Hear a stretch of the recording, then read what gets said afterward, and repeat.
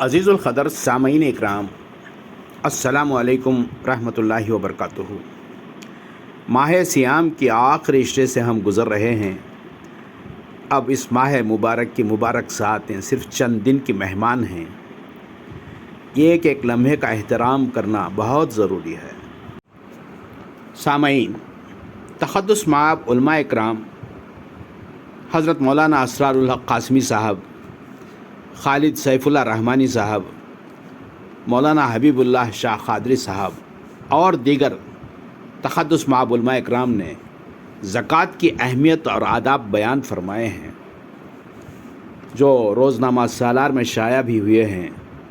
زکوٰۃ کو ایک عظیم عبادت سے تعبیر کیا ہے اور مال کی پاکی اور حفاظت کے لیے زکوٰۃ دینا کو ضروری سمجھایا ہے۔ ہم میں سے کتنے ایسے ہیں کہ ان مضامین کو پڑھنے کی صلاحیت رکھتے ہیں؟ آج ہمارے نوجوان جو سافٹ ویئر اور ہارڈ ویئر کی ملازمتوں میں لاکھوں کما رہے ہیں، اردو زبان سے کوسوں دور ہیں، اور اس کے ذمہ دار بھی ہم ہیں۔ ہم نے اپنی نسلوں کو، آنے والی نسلوں کو ہماری زبان سے محروم کر رکھا ہے۔ بڑے افسوس کا مقام ہے۔ گرا دی اپنی قیمت ہم اپنے ہی نگاہوں میں، برا خود ہی سمجھیں گے تو اچھا کون سمجھے گا؟ کتنے ایسے ہیں جو اردو اخبار خرید کر پڑھتے ہیں یا اپنے گھر کو اخبار منگواتے ہیں؟ ہماری آبادی کے تناسب سے شاید 5% یا 10% بھی نہیں۔ پھر ہمارے علماء اکرام جو انبیاء کے وارث ہیں، ان کے ارشادات، ان کے بیانات کا اثر ہماری قوم پر کہاں تک ہوگا؟ یہ سنجیدگی سے سوچنے کا مقام ہے۔ انہی علماء اکرام کے مضامین کی روشنی میں زکوٰۃ جو ایک عظیم عبادت ہے، اپنے انمول سیریز کے ذریعے اس ماہ مبارک کی مبارک ساعتوں میں مختصراً پیش کرنے کی سعادت حاصل کر رہا ہوں۔ سماعت فرمائیں۔ آج ہمارے مذہب میں اتنا بہترین زکوٰۃ کا نظام ہونے کے باوجود سارے راستوں میں، گلی کوچوں میں، چوراہوں پر ہمارے مذہب کے ہی فقیر بھیک مانگتے نظر آتے ہیں، کسی اور مذہب کے نہیں۔ ایسا کیوں ہے؟ کیا ہم صحیح طور پر اپنے غربا اور غریب رشتہ داروں پر زکوٰۃ ادا نہیں کر رہے ہیں؟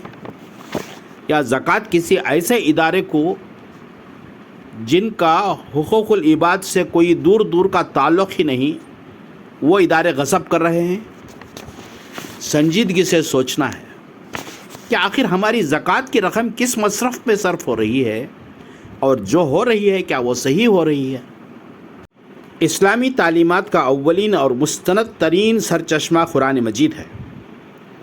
قرآن مجید نے زکوٰۃ کو جو اہمیت دی ہے، اس کا اندازہ اس سے کیا جا سکتا ہے کہ اس نے 20 مقامات پر زکوٰۃ کو اسلام کے رکن اول نماز کے دوش بدوش ذکر کیا ہے۔ واقیم الصلاۃ وآتوا الزکاۃ، واقیم الصلاۃ وآتوا الزکاۃ، واقیم الصلاۃ وآتوا الزکاۃ۔ 32 مقامات پر صریحاً زکوٰۃ کا اور 15 مقامات پر صدقے کا قرآن میں ذکر آیا ہے۔ مختلف سیاق میں رحمت خداوندی کا حقدار ہونے کے لیے ایمان و تقوی کے ساتھ زکوٰۃ کی ادائیگی کو بھی شرط قرار دیا ہے۔ سورہ اعراف کی 165ویں آیت ہے، اور فرمایا گیا کہ زکوٰۃ تمہارے مال میں کمی کا سبب نہیں بلکہ برکت و اضافے کا باعث ہے۔ اللہ کی راہ میں خرچ کرنے والوں کی مثال اس بوئے گئے دانے کی ہے جس میں 7 بالیاں نکل آئیں اور ہر بال میں 100 دانے ہوں۔ اللہ جس کے لیے چاہتے ہیں وہ 2 چند کر دیتے ہیں، اور وہ وسعت والے اور علم والے ہیں۔ سورہ بقرہ 261ویں آیت۔ جو لوگ زکوٰۃ ادا نہ کریں اور غریبوں کا حق سے پہلو تہی برتیں، ان کے لیے اس درجہ عبرتناک سزا ہے۔ جس دن سونا چاندی دوزخ کی آگ میں گرم کیا جائے گا، پھر اس سے پیشانیاں، پہلو اور پشت داغے جائیں گے، اور کہا جائے گا کہ یہی مال ہے جو تم نے اپنے لیے جمع کیا تھا، اب اس مال کا مزہ چکھو۔ سورہ توبہ 261ویں آیت۔ کہیں فرمایا گیا کہ اس مال کا توق عذاب بنا کر اس کے گلے میں ڈالا جائے گا۔ سورہ آل عمران 18ویں آیت۔ اعمال صالحہ میں نماز کے بعد جس تاکید و اہتمام اور کثرت و تکرار کے ساتھ قرآن مجید نے زکوٰۃ و صدقات انسان کی مدد، یتیموں اور حاجت مندوں کے ساتھ حسن سلوک کا ذکر کیا ہے، کسی اور عمل پر اس اہمیت کے ساتھ زور نہیں دیا گیا ہے۔ رسول اللہ صلی اللہ علیہ وسلم نے زکوٰۃ کو ارکان اسلام میں نماز کے بعد کا درجہ دیا ہے، اور بعض اوقات آپ صلی اللہ علیہ وسلم نے جن باتوں پر بیعت لی ہے ان میں زکوٰۃ کا بھی ذکر فرمایا۔ آخرت میں زکوٰۃ ادا نہ کرنے پر آپ صلی اللہ علیہ وسلم نے جو وعیدیں بتائی ہیں وہ نہایت لرزہ دینے والی ہیں۔ آپ صلی اللہ علیہ وسلم نے فرمایا کہ جس مال کی زکوٰۃ ادا نہ کی گئی ہو وہ زہریلے سانپ کی صورت اختیار کر کے گلے کا توق بن جائے گا اور ڈستا رہے گا۔ دو خواتین خدمت اقدس میں حاضر ہوئیں جن کے ہاتھوں میں سونے کے کنگن تھے۔ آپ صلی اللہ علیہ وسلم نے فرمایا، کیا ان کی زکوٰۃ ادا کر دی ہے؟ انہوں نے نفی میں جواب دیا۔ تو آپ صلی اللہ علیہ وسلم نے فرمایا، کیا تم کو یہ پسند ہے کہ آگ کے کنگن تم کو پہنائے جائیں؟ اور زکوٰۃ ادا کرنے کی ہدایت فرمائی۔ ترمذی کی حدیث ہے۔ اس کے علاوہ آپ صلی اللہ علیہ وسلم نے دنیا میں بھی زکوٰۃ ادا کرنے پر خوشخبری اور نہ ادا کرنے پر اللہ کی پکڑ کا ذکر فرمایا ہے۔ فرمایا کہ صدقہ 100 خاتمے سے بچاتا ہے، عمر میں اضافہ کرتا ہے، 70 مصیبتوں کے دروازے بند کرتا ہے، بلائیں صدقے کی وجہ سے نہیں آتی۔ زکوٰۃ کا عمل بندے کے اس یقین کو ظاہر کرتا ہے کہ جو کچھ ہے خدا کا عطیہ ہے، اس میں خود اس کی قوت و قدرت کو دخل نہیں۔ یہ اس بات کا اقرار ہے کہ خدا کی خوشنودی کی قربان گاہ پر وہ دولت دنیا کو قربان کرنے کے لیے تیار ہے۔ یہ ایمان کی تازگی ہے، دولت و دنیا کی تطہیر ہے، عقیدہ اور باطن کی صفائی ہے اور اعمال کی پاکی ہے۔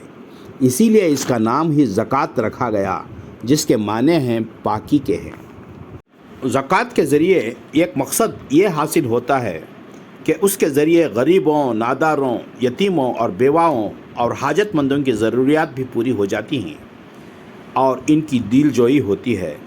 اللہ تعالیٰ ارشاد فرماتا ہے، اور مومنین کے مالوں میں مانگنے والوں اور ناداروں کا حق ہے۔ مومنین کے مالوں میں مانگنے والوں اور ناداروں کا حق ہے۔ سورہ معارج 25ویں، 24ویں اور 25ویں آیت۔ زکوٰۃ کی فرضیت قرآن کریم سے ثابت ہے۔ قرآن مجید میں زکوٰۃ کی ادائیگی کے بارے میں متعدد مقامات پر تاکید کی گئی ہے۔ مثلاً ایک جگہ فرمایا گیا، اس نے پہلے ہی سے تمہارا نام مسلم رکھا تھا، اور اسی کام کے پیش نظر تاکہ رسول تم پر گواہ بنے اور تم لوگوں پر گواہ بنو، پس نماز قائم کرو اور زکوٰۃ ادا کرو۔ نماز قائم کرو اور زکوٰۃ ادا کرو، واقیموا الصلاۃ وآتوا الزکاۃ، اور اللہ سے تعلق مضبوط رکھو۔ سورہ حج۔ اس آیت میں نماز کی اقامت، زکوٰۃ کی ادائیگی اور اللہ سے مضبوط تعلق کی تاکید کی گئی ہے۔ زکوٰۃ دیتے وقت اس بات کا خیال رکھنا چاہیے کہ زکوٰۃ میں بہترین مال خرچ کیا جائے، ایسا نہ ہو کہ گلا سڑا مال فقیروں، حاجت مندوں کو دے دیا جائے۔ اللہ تعالیٰ ایسا کرنے سے روکتا ہے، اور ایسا نہ ہو کہ اللہ کے راستے میں دینے کے لیے بری چیزیں چھانٹنے لگو۔ سورہ بقرہ 266ویں آیت۔ زکوٰۃ پاک مال کی دی جانی چاہیے۔ اللہ تعالیٰ ارشاد فرماتا ہے، اے ایمان والو، اللہ کے راستے میں اپنی پاک کمائی خرچ کرو۔ سورہ بقرہ۔ رسول اللہ صلی اللہ علیہ وسلم نے ارشاد فرمایا، اللہ پاک ہے اور وہ صرف وہی صدقہ قبول کرتا ہے جو پاک مال سے دیا گیا ہو۔ مسلم کی حدیث۔ زکوٰۃ کن لوگوں کو دی جانی چاہیے؟ اللہ تعالیٰ نے ارشاد فرمایا، زکوٰۃ کا مال تو صرف فقیروں کے لیے ہے، مسکینوں کے لیے ہے، جو لوگ صدقات کے کام پر مامور ہیں ان کے لیے ہے، اور جن کے تالیف قلب مطلوب ہوں ان کے لیے ہے، اور غلاموں کو آزاد کرانے میں، قرض داروں کی مدد کرنے میں، اور اللہ کے راستے میں، اور مسافر نوازی میں۔ ایک فریضہ ہے اللہ کی جانب سے، اور اللہ سب کچھ جاننے والا اور دانا و بینا ہے۔ سورہ توبہ 60ویں آیت۔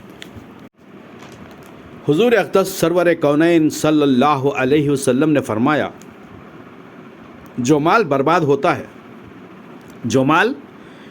ہوتا ہے وہ زکوٰۃ نہ دینے کی وجہ سے ہوتا ہے۔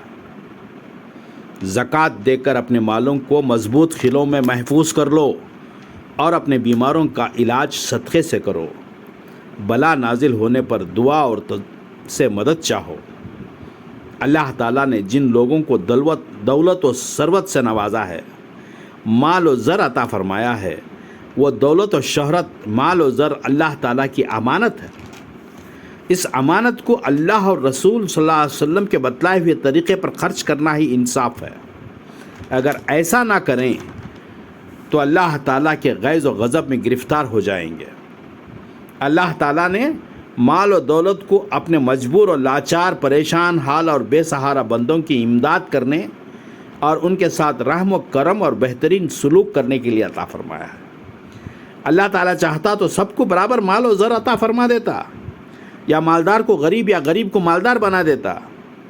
اس کے قبضے و اختیار میں سب کچھ ہے، وہ قدرت والا ہے، سب اس کے محتاج ہیں، وہ سب کا خالق و مالک ہے۔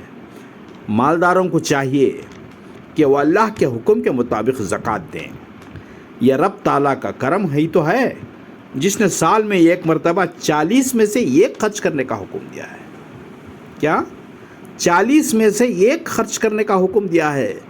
اگر وہ چاہتا تو ہر ماہ زکوٰۃ دینے پر یا ہر سال آدھا مال خرچ کرنے کا حکم صادر فرما سکتا تھا۔ رب تعالیٰ کی اتنی آسانی عطا فرمانے کے باوجود اگر کوئی بندہ زکوٰۃ نہ دے تو پھر اللہ کا کتنا بڑا نافرمان۔ 40 میں سے ایک خرچ کرنے کا حکم دیا ہے، اور اللہ کی عطا پر احسان فراموش ہوگا۔ اللہ کی نافرمانی اور احسان فراموشی کا بدلہ کیا ہے سوائے عذاب جہنم کے؟ صرف آخرت میں نہیں بلکہ دنیا میں بھی اس کو مصائب و آلام میں، پریشانی اور بیماریوں میں مبتلا کر دے گا۔ دنیا میں بھی خسارہ اور آخرت میں بھی شدید ترین عذاب۔ اللہ تعالیٰ سمجھ عطا فرمائے۔ مالدار مسلمانوں کو آخرت سے بے پرواہ نہیں ہونا چاہیے۔ موت کے بعد والی زندگی جو ہمیشہ ہمیشہ کی ہے، وہاں انہی مال کا حساب بارگاہ خداوندی میں دینا ہے۔ اس بات کو دل میں اتار لینا چاہیے۔ یہ بات جب ہی دل میں آئے گی جب خوف خدا ہو اور فکر آخرت ہو، ورنہ مردہ دل پر کوئی بات اثر انداز نہیں ہوتی، مردہ دل پر کوئی بات اثر انداز نہیں ہوتی۔